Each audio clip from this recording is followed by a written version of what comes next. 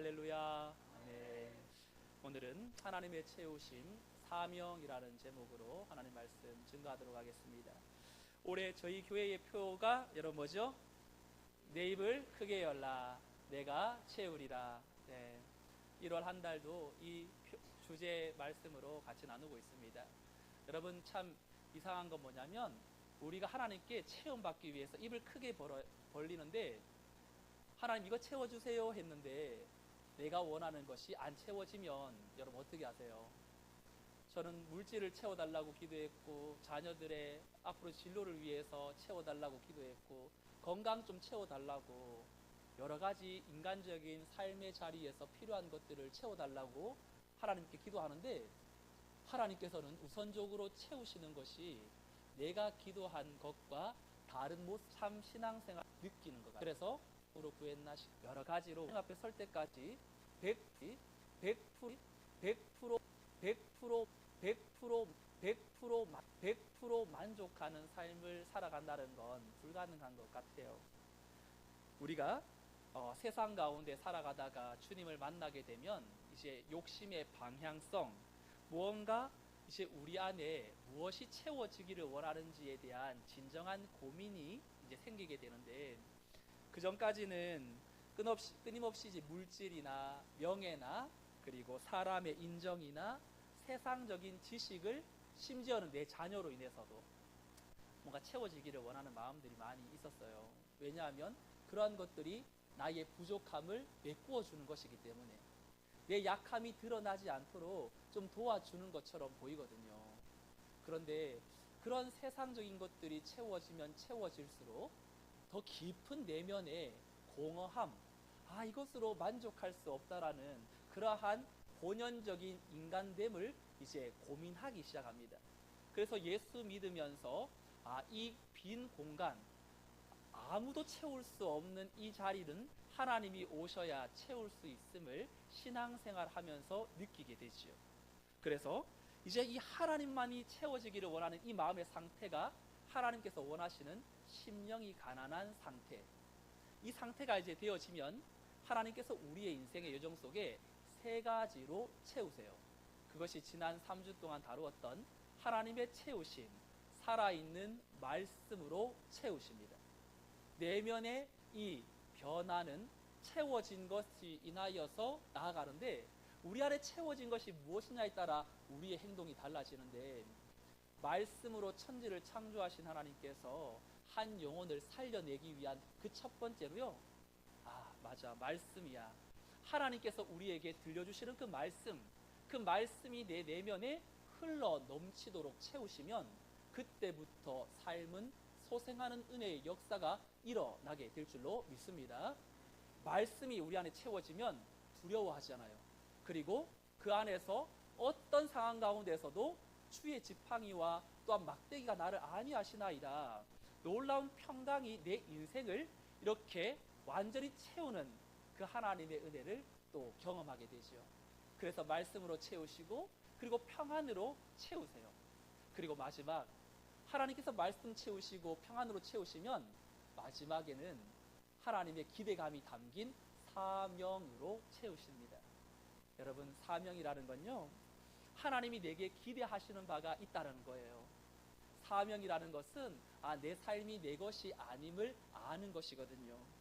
그래서 이 사명이 하나님은 우리에게 회복되고 채우시기 위해서 심령이 가난하게 만드시고 그 마음밭에 말씀으로 채우시고 그리고 세상이 줄 수 없는 평안으로 채우시고 마침내 하나님의 목적지인 그 사명의 자리로 우리를 보내시는 줄로 믿습니다. 오늘 우리의 인생의 여정 속에 찾아오셔서 말씀과 평안과 사명의 이 삼박자가 하나님의 채우심을 온전히 경험함으로 내 삶이 하나님 앞에 참으로 의미 있고 아름답게 쓰임받는 하나님의 권속들이 다 되시기를 주님의 이름으로 축원드립니다. 오늘 요한복음 21장은 베드로를 비롯한 6명의 제자들이 디베랴 바다 갈릴리 호수라고 하는 이 곳에서 이제 물고기를 잡는 예전의 어부의 삶으로 돌아갔다가 주님을 만나는 놀라운 장면이에요. 그럼 요한복음이 21장으로 구성되어 있는데 1장에는 주님께서 이 땅에 빛으로 오셨다고 말하면서 빛으로 시작했다가 마지막 21장은 베드로와 주님의 대화로 이 책이 마쳐집니다. 여러분, 이 책의 마지막은 하이라이트, 뭔가 이 크레센도처럼 쭉 올라가면서 정점을 찍고 이제 이 큰 여운을 남기는 것이 보통 이 영화나 책이나 이런 흐름의 이제 전개 방향인데, 요한은 마지막 지극히 개인적인 한 사람을 주님께서 만나셔서 그 인생을 어떻게 바꾸시는지로 요한복음이 맞춰져요. 그래서 다른 책들보다 조금 더 참 의미 있기도 하고 좀 특별하기도 한 그러한 책처럼 보여요. 오늘 본문에 보면 주님은 제자들에게 부활하시고 나서 2번이나 찾아오셨어요. 2번이나 찾아오셔서 하셨던 공통적인 말씀이 뭐냐면 요한복음 20장 21절인데요. 아버지께서 나를 보내신 것 같이 나도 너희를 보내노라 라는 이 말씀을 2번이나 하세요. 이 말은 너희들에게 사명이 있다, 너희들이 해야 할 일이 있다라는 걸 알려주시는 건데요. 그럼에도 제자들은 사명의 길로 나가지 못하고 그저 예전에 자기의 생업에 거기에 마음 빼앗겨 살아가고 있는 모습을 오늘 보게 되지요. 그 중에서도 오늘 본문을 이끌어가는 이 베드로라는 사람, 여러분 이 사람은 아시는 것처럼 주님이 십자가에 달려 돌아가시기 전에 모두가 다 주님을 버릴지라도 나는 주님을 버리지 않겠다고 호언장담했던 사람이 아닙니까? 그런데 베드로가 그날 밤 주님을 3번이나 부인하고 깊은 죄책감에 빠져 있었고, 이런 내가 예수님의 제자라고 할 수 있을까? 내적 갈등이 아마 많았겠죠. 그리고 다른 제자들 또한 그들도 주님을 대놓고 부인하지는 않았지만 행동으로 주님의 십자가 곁에 지키지 못하고 자리를 박차고 주님을 떠났던, 버리고 도망했던 사람들 아닙니까?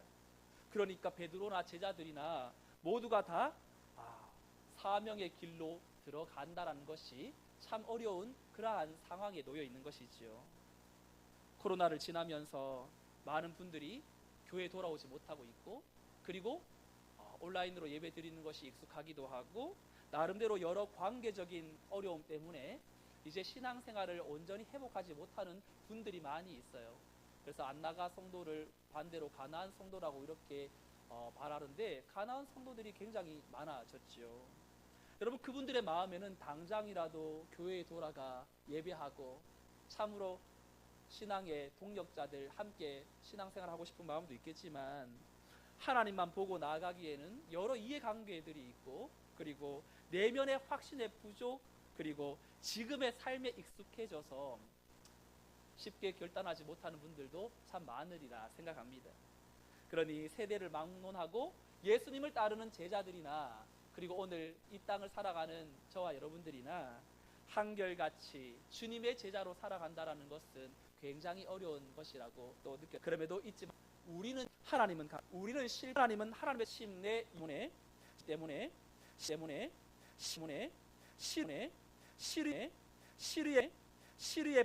시류에 빠진 제자들, 여러 상황과 환경으로 또한 신앙의 온전한 자리로 회복하지 못하는 이들, 어떤 상태에 있더라 할지라도 하나님의 선하심과 신실하심으로 인하여 다시 복음 앞에 반응하고 성도의 길로 걷게 될 줄로 믿습니다. 주님은 사명을 잃어버리고 현실에 안주하는 이 제자들에게 오늘 3번째 찾아가셨어요. 그리고 이 베드로를 특별히 만나주시는데, 오늘의 본문이 참 묘한 것은 뭐냐면 베드로가 처음 주님을 만났을 때의 상황과 너무 유사해요. 주님을 처음 만났을 때 베드로는 뭐하고 있었냐면 그때도 그물을 내리고 있었어요. 그런데 한 마리도 못 잡고 있었죠.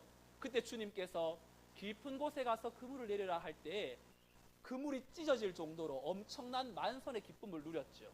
그리고 베드로는 그때 주님께 나와 하나님의 권세와 능력을 느끼고 주여 나를 떠나소서, 나는 죄인이로소이다. 자신의 인식, 자기가 무능력한 인생, 자신의 죄성을 깨닫고 주님 앞에 나와 자신의 모습을 또한 내려놓는 그러한 상황이 마련되었는데, 오늘 똑같이 주님께서 이 베드로에게 나타나세요.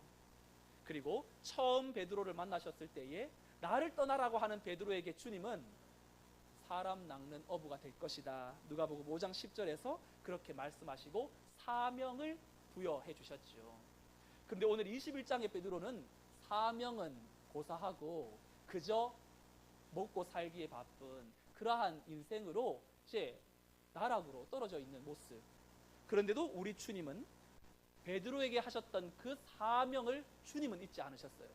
베드로는 잊을지 몰라도 하나님의 주님의 그 베드로를 향한 마음은 잊지 않고 오늘 다시금 베드로를 살려내십니다.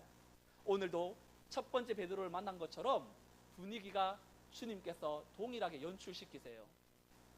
배를 끌고 밖에 나가서 밤새도록 그물을 내렸지만 한 마리도 잡지 못했던 제자들, 주님이 나타나시는데 언제 나타나냐면 오늘 4절 말씀에 보면 그 시간이 날이 새어갈 때에, 깊은 밤에서 새벽 동틀 때 아직도 어두울 때에 주님이 나타나셔서 제자들은 주님이신지도 몰라요. 근데 주님이 큰 소리로 외치는데 얘들아 너희에게 물고기가 있느냐? 이렇게 질문하는 주님이 누구인지도 모르고 제자들이 없다고 말하니까 오른편에 그물을 내려보아라. 그때 153마리의 고기를 잡는 그러한 일이 일어나지요. 그리고 그 당시 주님을 제일 먼저 알아본 사람이 요한복음을 기록했던 사도 요한인데 7절 말씀에 이렇게 말씀하죠. 우리 7절 말씀 같이 읽어볼까요? 시작. 예수께서 사랑하시는 그 제자가 이르되 주님이시라 하니 시몬 베드로가 벗고 있다가 주님이라 하는 말을 듣고 겉옷을 두른 후에 바다로 뛰어내리더라. 아멘. 여러분, 베드로는 주님이라는 말을 듣자마자 겉옷을 두른 후에 바다로 뛰어내려요. 여러분, 일반적으로 물에 뛰어들 때는 겉옷을 두르고 뛰어내립니까? 겉옷을 벗고 뛰어내립니까? 벗고 뛰어내리죠. 그런데 베드로는 반대로 겉옷을 두르고 바다로 뛰어내려요. 그 이유가 무엇입니까? 지금 베드로가 주님이라는 이 요한의 말을 듣고 예수님을 향하여 존경과 경외의 마음으로, 그리고 주님 앞에 나아가 회복되기를 그 원하는 그 마음이 그 겉옷을 두르고 바다로 뛰어내리는 그 모습 속에 아마 내면의 상태가 담겨 있는 것 같습니다.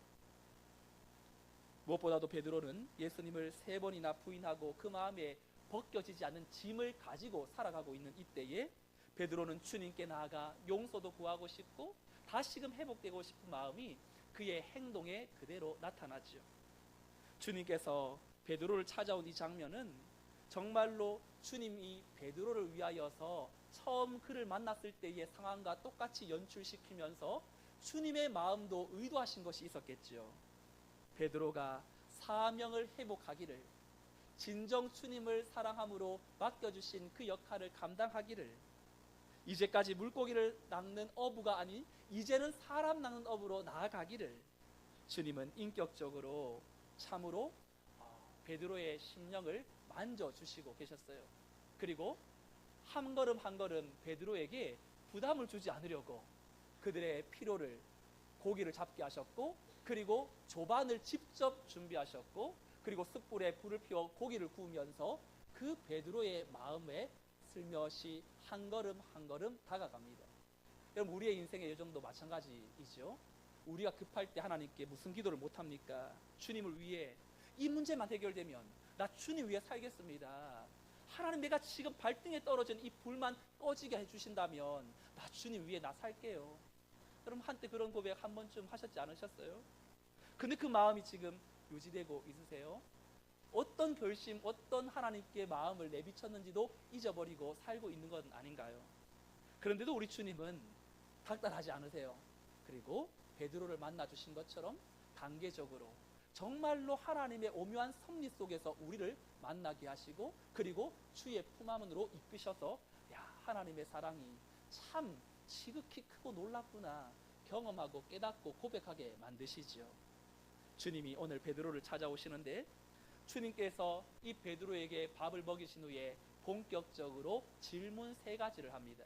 이 질문 3가지의 베드로의 인생은 급격히 전환되고 마음의 상태가 바뀌어지는 걸 오늘 본문을 통하여서 볼 수 있는데, 주님은 3번 베드로에게 질문하고 세 번 베드로가 답하는데요. 첫 번째, 두 번째 주님의 질문에 대한 답은 같은데 세 번째가 좀 달라요. 여러분 성경 보면서 뭐가 다른지 한번 유추해 보시기 바랍니다. 주님이 베드로에게 이렇게 처음 질문합니다. 15절에 요한의 아들 시몬아, 내가 이 사람들보다 나를 더 사랑하느냐? 이에 대한 베드로의 답변이 주님, 그러하나이다. 내가 주님을 사랑하는 줄 주님께서 아시나이다. 그리고 두 번째 주님이 다시 물어요. 16절에 요한의 아들 시몬아, 내가 나를 사랑하느냐? 베드로의 답변이 주님, 그러하나이다. 내가 주님을 사랑하는 줄을 주님께서 아시나이다. 똑같지요? 자, 세 번째 17절에 주님이 묻습니다. 요한의 아들 시몬아, 내가 나를 사랑하느냐? 그러자 베드로의 대답이 좀 달라요. 베드로가 근심하여 이르되 주님, 모든 것을 아시오매 내가 주님을 사랑하는 줄을 주님께서 아시나이다. 자, 여러분 여기에서 베드로가 첫 번째, 두 번째 했던 말 중에 하지 않았던 말, 특별히 빼먹은 말이 있어요. 첫 번째, 두 번째와 세 번째 뭐가 다른지 혹시 눈치채셨어요? 네. 얼핏 보면 잘 모르시겠죠. 그런데 첫 번째, 두 번째는 무슨 말로 시작하냐면 주님, 그러하나이다 라로 시작해요. 답변이 너 나 사랑하니? 이 사람들보다, 이것들보다, 모든 것보다 나 사랑하니? 그때 베드로는 첫 번째, 두 번째는 주님 그러하나이다, 주님 그러하나이다. 이게 무슨 말이죠? 그러하나이다라는 건 맞습니다, 옳습니다, 바로 그거예요. 주님 말씀하시는 게 바로 그거예요. 맞아요. 그런데 세 번째 베드로의 답변은 주님 그러하나이다가 빠져 있어요. 주님의 세 번의 질문 속에 베드로의 심경의 변화가 일어난 것을 느끼게 됩니다. 주님의 질문에 네가 나를 사랑하느냐? 처음에는 의심의 여지가 없었어요. 맞아요, 옳아요, 자기 확신이 강했습니다. 그러나 세 번째 베드로의 마음에는 주님이 똑같은 질문을 왜 세 번 하실까? 그러면서 맞습니다, 옳습니다가 사라지고 근심합니다. 그리고 자기의 확신이 깨어지기 시작하지요. 드디어 베드로는 자기 자신에 대한 확신, 이것이 깨지지 않으면 주님을 따라갈 수 없음을 어쩌면 하나님 느끼게 해주셨을 거라고 저는 믿습니다. 자기 확신으로 주님을 따르다 보니까, 자기 기질로 주님을 따르다 보니까 어느 순간 내 확신으로 주님을 온전히 사랑하지 못함을 깨닫게 되는 것. 여러분, 사람이 내 확신으로 주님을 믿는 사람들은요, 다른 사람들을 정죄하기가 굉장히 쉬워요. 너는 왜 그렇게 확신하지 못하니? 이렇게 말하는 건 너는 왜 믿음이 없느냐라는 말이죠. 그 사람이 말하는 믿음의 개념은 확신이거든요.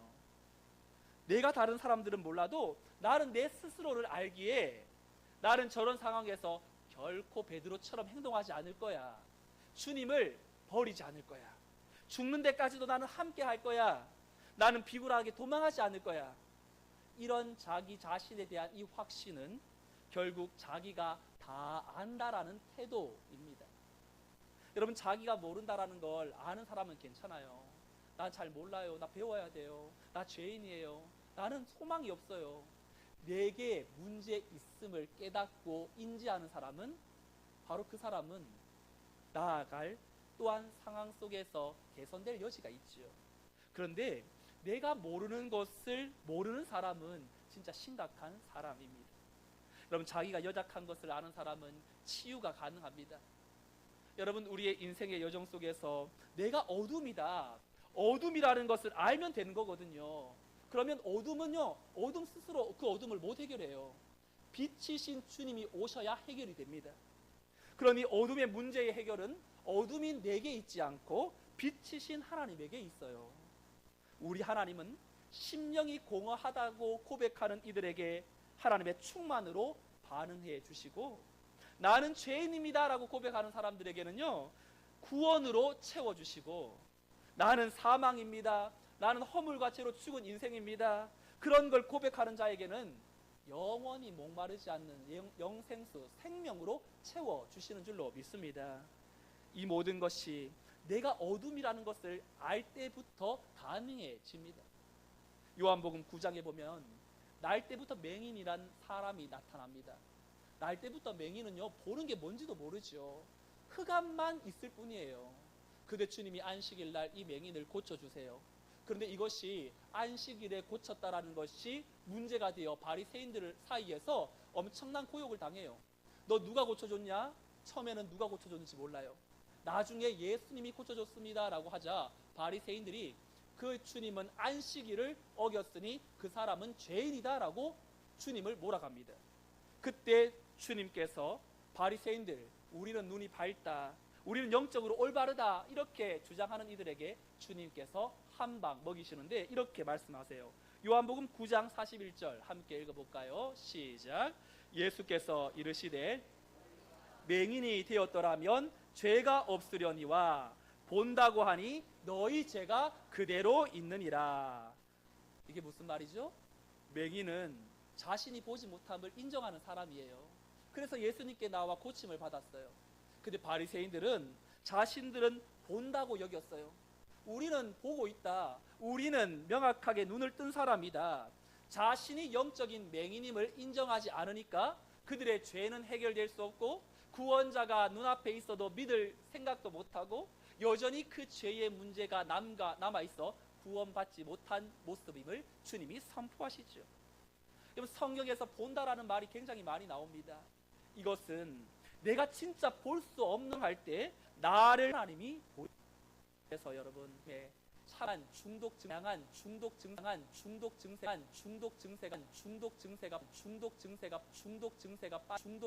빠져 있는 분들이 있죠.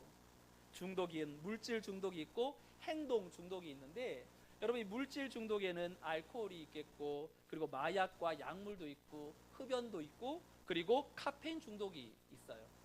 그리고 행동 중독에는요, 게임이나 인터넷이나 도박이나 쇼핑이나 운동이나 포르노나 여러 가지 이제 중독 증세가 나타나는데, 여러분 중독의 치유의 첫 발걸음은 무엇입니까?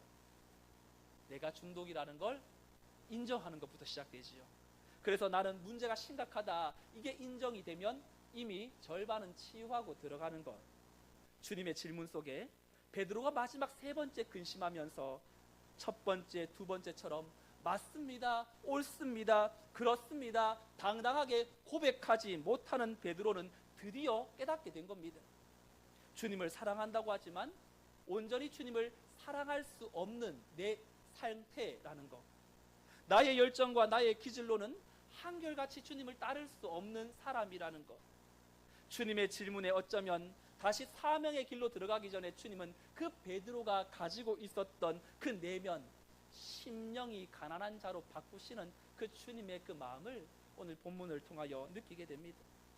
주님은 베드로가 자신의 힘으로 주님을 사랑할 수 없음을 고백하게 하신 후에 베드로에게 드디어 사명의 길을, 사명의 자리를 맡기시는데, 베드로의 사명은 무엇입니까? 18절 말씀 함께 읽어볼까요? 18절 시작. 내가 진실로 진실로 내게 이르노니 내가 젊어서는 스스로 띠띠고 원하는 곳으로 다녔거니와 늙어서는 내 팔을 벌리리니 남이 내게 띠띠우고 원하지 않은 곳으로 데려가리라. 아멘. 여러분, 베드로가 가야 할 길이 만만합니까? 아니면 만만치 않습니까? 만만치 않죠. 순탄하지가 않고 험난한 길이 놓여 있어요. 제가 만약 예수님이라면 베드로야, 너는 앞으로 내 양을 치라, 먹이라, 내 양을 먹이며 목양하게 될 것인데, 내가 예언하기를 너는 수만 명의 사람들을 위해 하나님의 말씀을 선포함으로 영향력 있는 사람이 될 것이다. 카톨릭에서 만약에 듣는다면 너는 최초의 교황이 될 것이다. 만약 이런 말씀을 했다면 베드로가 가고 있는 사명의 길, 가야 할 사명의 길을 쉽게 가게 되겠지요. 그런데 주님은 기쁘게 감당할 수 있는 길이 아니라 네가 원하지 않는 곳으로 끌려갈 것이다. 여러분, 여기에 비슷한 내용이 어떤 거냐면 누가복음 2장에 보면 시므온이라는 할아버지가 나와요. 그분은 나이가 참 많은 분인데 죽지 않고 있어요. 왜 못 죽냐면 누가복음 2장 26절에 이런 예언이 그에게 기록되어 있거든요. 그리스도를 보기 전에는 죽지 아니하리라 하는 성령의 지시를 받았더니 못 죽어요. 죽을 수 없어요. 이분은 누구를 볼 때까지? 그리스도를 보기 전까지는. 그런데 드디어 주님을 보았어요. 예루살렘 성전에 이 마리아가 아기 예수님을 데리고 정결 예식을 치르기 위해서 데리고 왔어요. 그때 성전에서 시몬은 드디어 성령의 지시에 의하여서 아기 예수님을 자신의 가슴에 안는 영광스러운 일을 체험합니다. 그때 이 시몬은 주님을 안고 예언을 하는데, 이는 만민 앞에 예비한 것이요 이방을 비추는 빛이요 주의 백성 이스라엘의 영광이라고 뭔가 놀라운, 부모가 그렇지 역시 맞아. 그런데 그 다음 예언이 참 마음에 아멘으로 받지 못하는 예언이거든요. 34절 말씀 같이 한번 읽어볼까요? 34절 시작. 시므온이 축복하고 그의 어머니 마리아에게 말하여 이르되, 보라, 이는 이스라엘 중 많은 사람을 패하거나 흥하게 하며 비방을 받는 표적이 되기 위하여 세움을 받았고. 예수님을 안고 축복 기도하는데 처음에는 잘 나가다가 마지막 비방을 받는 표적이 될 것이다. 그 아기 예수님을 안고 우리 주님이 걸어가야 될 사명의 그 길이 비방을 받는 표적이 될 것이래요. 사람들이 주님의 메시아 되심을 인정하지 않고 비난하고 비방하며 그 주님을 끌어낼 것이라는 그 시몬의 성령에 의한 예언은 옆에 있는 부모가 들을 때에는 불행이지만 정확하게 주님의 사명의 자리가 어디인지를 선포해 놓았습니다. 베드로가 그래요. 너에 대한 나의 계획이 이것인데 내가 말한 그대로 사는 것이 사명이다. 그 사명은 네가 젊어서는 스스로 띠 띄우고 원하는 곳으로 다녔거니와, 띠를 띈다는 건 옷을 입는다. 왜냐하면 원피스로 되어 있었으니까 이 흘러내리지 않게 띠를 띄웁니다. 옷을 입어요. 그리고 젊어서 베드로는 스스로 옷을 입고 원하는 곳으로 다녔습니다. 그런데 베드로가 세운 계획대로 살았지만 이제 주님의 사명지는 늙어서는 내 팔을 벌리리니 남이 너에게 띠띠우고 원하지 않는 곳으로 데려가리라. 바로 이 베드로의 죽음의 자리를 이야기하지요. 여러분, 계획대로 되지 않을 때, 기도했는데 기도한 대로 응답이 안 되면 여러분 어떻게 하세요? 보통 내가 정말 간절한 기도 제목이 있는데 이게 응답이 안 돼요. 그럼 여러분 어떻게 하시겠어요? 때를 쓰며 응답될 때까지 기도합니까? 아니면 받아들입니까? 아무것도 안 하세요? 여러분, 신앙의 차원의 깊은 경지로 들어갈 때, 마지막 영성이 극에 달했을 때 하는 행동이 뭐냐면요, 받아들이는 거예요. 수용하는 거예요. 죽음 앞에 사람이 할 수 있는 것은 받아들이는 것밖에 없지요. 자기 자신에 대해서 누가 받아들일 수 있냐면 바로 내가 아무런 소유가 없다고 여기는 사람, 내 것이라고 주장하는 소유욕이 강한 사람은 절대로 받아들이기가 어려워요. 내가 뭐가 싶다고 여전히 자기에게 의지와 능력으로 이겨낼 수 있는 가능성이 있다고 생각합니다. 이건 내 거야 라고 하는 소유의식이 많은 사람들은 주어진 상황을 받아들이기가 너무 어려워요. 하지만 이래도 저래도 어떤 상황에서도 하나님 되심을 인정하는 사람은 그 상황을 하나님의 뜻이 있겠지라고 받아들입니다. 예수님이 베드로에게 주신 사명은 죽기까지는 사람 낚는 업으로 사는 것이지만 마지막은 순교의 자리에 가는 것이 그에게 주어진 마지막 사명이었어요. 철저하게 그에게 맡겨진 사명의 자리는 너의 확신, 너의 기준을 능동적으로 어떻게 내가 해보리다라는 그러한 자세가 아니라 수동적인, 뭔가 자신이 주도하는 삶이 아니라 주님의 뜻에 따라서 주님이 인도하시는 삶을 살아가는 것, 그 삶이 하나님께서 영광이 된다고 말해요. 19절 말씀도 우리 같이 한번 읽고 정리할까요? 19절 시작. 이 말씀을 하심은 어떠한 죽음으로 하나님께 영광을 돌릴 것을 가리키심이로라. 아멘. 우리 같으면 순교지보다 정말로 끝까지 살아서 하나님의 복음을 사도 바울처럼 더 편만하게 퍼져나갈 수 있도록 전도하다가 하나님 앞에 자연사하는 것이 영광이라고 생각할지 모르지만, 베드로가 몇 살이 되었든 그 나이에 상관없이 마지막 순교의 그 자리에 서 있는 것, 그것이 사람들이 볼 때는 죽음과 절망과 저주의 자리라 할지라도 하나님 볼 때는 그 자리가 영광의 자리라는 걸 베드로에게 깨닫게 해주시는, 여러분, 우리는 사명을 그런 점에서 다시 정리해야 합니다. 사명은 말 그대로 나에게 맡겨진 것을 부정하지 않고 받아들이는 거예요. 그리고 다른 이들의 사명과 비교하지 않는 겁니다. 저는 사역하면서 간혹 목회자들끼리 만날 때 서로 이야기를 나눠요. 너네 교회는 어떠냐, 또 어떠냐, 이렇게 교회 상황들을 물어보죠. 그러면 어떤 분이 자기 교회 이야기하면 막 너무 부러울 때가 있는 거예요. 와, 그래? 그것도 있어? 와, 좋다, 부럽다. 그러면 자꾸만 누군가 이야기를 들으면 나는 상대적 박탈감에 빠질 수 있죠. 사명의 자리를 비유하는 그 순간 거기에는 사명의 자리가 아니라 내 욕심을 채우는 자리가 될 수밖에 없죠. 저는 어제 교회를 돌아보면서 정말로 남이 안 가는 구석구석을 좀 돌아보면서 이렇게 좀 청소를 하고 있었는데, 그때 오늘 말씀, 야, 여기 사명의 자리구나. 이 자리가 하나님이 영광 받으시는 자리구나. 하나님께서 우리에게 요청하시는 그것은 큰 걸 뭔가 해보려고 하는 최고의 내가 사도가 되어서 하나님께 영광 돌려야지, 그것이 하나님이 기대했던 베드로의 사명지가 아니라 하나님이 기대하시는 사명은 사람들이 원치 않는 곳으로 데려가더라도 그 자리를 받아들이고, 그리고 순교의 제물로 자신의 죽음의 그 현장이 하나님께 최고의 사명의 영광의 순간임을 깨닫게 해주신 것처럼, 사랑하는 성도 여러분, 하나님은 심령이 가난한 자에게 찾아오셔서 말씀으로 채우시고 평안으로 채우셔서 사명의 자리, 우리가 그토록 부정하고 싶은, 또한 받아들이고 싶지 않은 그러한 사람들에게 우리를 오늘도 보내세요. 그때 우리에게 큰 거 맡기지 않고 너에게 주어진 건 감당치 못할 시험당함을 허락지 아니하시고 시험당할 쯤에 피할 길을 내사 너희 감당할 수 있는 자리, 그렇기 때문에 그 자리는 비교의 자리가 아니라 나이기 때문에 하나님께서 맡겨주신 그 자리. 오늘 연약한 내 자녀들과 우리 가정과 또 우리 교회를 바라볼 때, 내 직장을 바라볼 때에 여러분들은 어떤 자리를 하나님께서 허락해 주셨습니까? 그 자리에서 여러분들이 인정받고 내가 무언가 높아지려는 고지론, 높은 곳에 자꾸만 올라가서 많은 사람들에게 영향을 미쳐야지라는 그 생각이 좋은 생각일 수 있지만, 때로는 나를 드러내는 생각에 갇히게 되니 이 한 주간 우리의 삶의 사명의 자리를 하나님 앞에 다시 한번 확인하고, 남들의 사명의 자리와 비교하지 말고 주어진 자리에서 하나님을 소망 삼고, 또한 이곳에서 내가 할 수 있는 하나님의 사랑으로 다른 이들을 용납하고 받아들이고, 나의 다된 것은 다 하나님의 은혜입니다 고백하며 묵묵히 그 맡겨주신 사명의 자리를 힘있게 달려가는 주의 복된 권속들이 다 되시기를 주님의 이름으로 축원드립니다. 아멘. 다 같이 자리에서 일어나셔서 함께 찬송하겠습니다.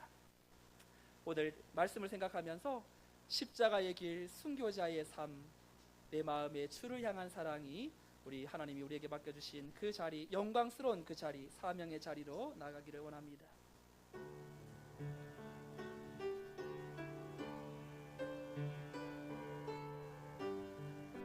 내 마음에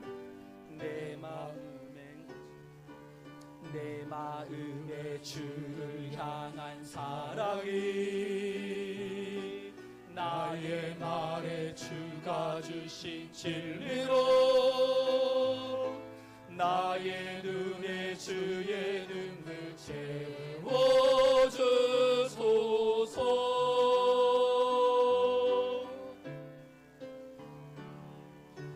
내 입술에 찬양의 향기가 두 손에는 주를 닮은 섬김이 나의 삶에 주의 흔적 남게 하소서.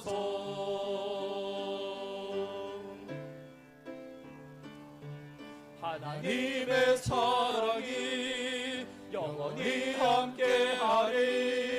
십자가의 길을 걷는 자에게, 순교자의 삶을 사는 이에게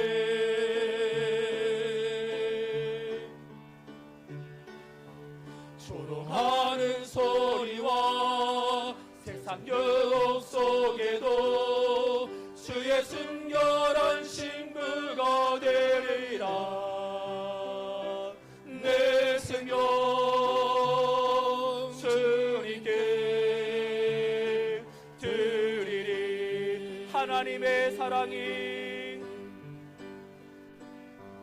하나님의 사랑이 영원히 함께하리. 십자가의 길을 걷는 자에게,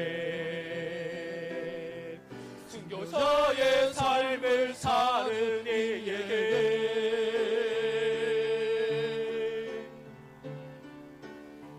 조롱하는 소리와 세상 유혹 속에도 주의 순결한 신부가 되리라. 내 생명 주님께, 내 생명 주님께, 내 생명 주님께, 내 생명, 내 생명 주님께 드립니다. 드리리. 심령이 가난한 자에게 채우시는 하나님의 말씀, 평안, 사명, 이 세 가지의 삼박자를 잊지 않고 마음에 새기도록 살아있는 말씀이 우리를 살려내고 세상이 줄 수 없는 평안으로 우리를 채우시고, 그리하여 우리에게 맡겨주신 그 자리로 보내시는 하나님의 사명을 잊지 않는 성도 되게 해주시도록, 내가 주님 사랑할 수 있습니다, 내 확신, 내 능력, 내 힘을 다 내려놓고 저는 어둠입니다, 저는 연약합니다, 나의 확신은 무너지고 주님 아니면 소망 없는 인생임을 고백하고 주님의 채우심만 경험하며 살아가게 하여 주시도록, 주님이 맡겨주시는 그 자리는 나는 내가 거부하지 않고 부정하지 않고 받아들이고 인정함으로 나에게 주신 사명, 화려하지 않아도 묵묵히 하나님께서 원하시는 그 자리를 잘 받아내므로 말미암아 하나님의 살아계심을, 하나님의 사랑을 증거하고 나타내는 일에 쓰임받게 하여 주옵소서. 말씀 생각하며 통성으로 함께 기도하겠습니다. 하나님 아버지 감사합니다. 사명의 그 자리, 순교자의 그 길, 우리의 삶의 자리에도 여전히 맡겨주신 그 삶을 우리의 마음 깊은 곳에 확인하게 하여 주시고 믿음의 주님을 온전히 바라보게 하여 주옵소서. 하나님, 우리에게 맡겨주신 자리가 화려하지 않다 할지라도 나이기 때문에, 우리 성도들이기 때문에 그 자리를 맡겨주셨으니 힘있게 그 자리를 잘 감내하게 하시고 받아들이게 하시고 수용하게 하시고 용납하게 하여 주시옵소서. 모든 것들이 다 하나님의 은혜와 그 사랑의 손에 있음을 기억하고 주 하나님과 동행하며 하나님께서 맡겨주신 마지막 그 사명의 자리를 힘있게 걸어갈 수 있는 우리 성도들이 되게 하여 주시옵소서. 나의 확신은 무너지고 나의 영광을 위하여 살아가는 모든 시도들은 중단하고 하나님께서 주님 아니면 소망 없는 인생임을 고백하며 주님의 채우심만 경험하며 살아가게 하여 주옵소서. 맡겨주신 그 자리가 힘들고 어려워도 하나님이 주시는 자리이니 감사함으로 감당하게 하여 주시고 하나님이 원하시는 삶을 힘있게 살아가게 하여 주옵소서. 그리하여 주님이 주시는 그 은혜와 그 능력을 힘있게 온전히 드러내고 증거하며 살아갈 수 있도록 성령으로 충만케 하여 주시옵소서. 하나님 아버지, 오늘도 이 아침에 이 복된 주일을 맞이하여 우리에게 채우시는 그 세 가지를 말씀으로, 또한 세상이 줄 수 없는 평안으로, 그리고 사명으로 하나님 채우셔서 하나님의 소원을 이루시기를 원하시는 아버지의 마음을 깨닫게 하시니 감사합니다.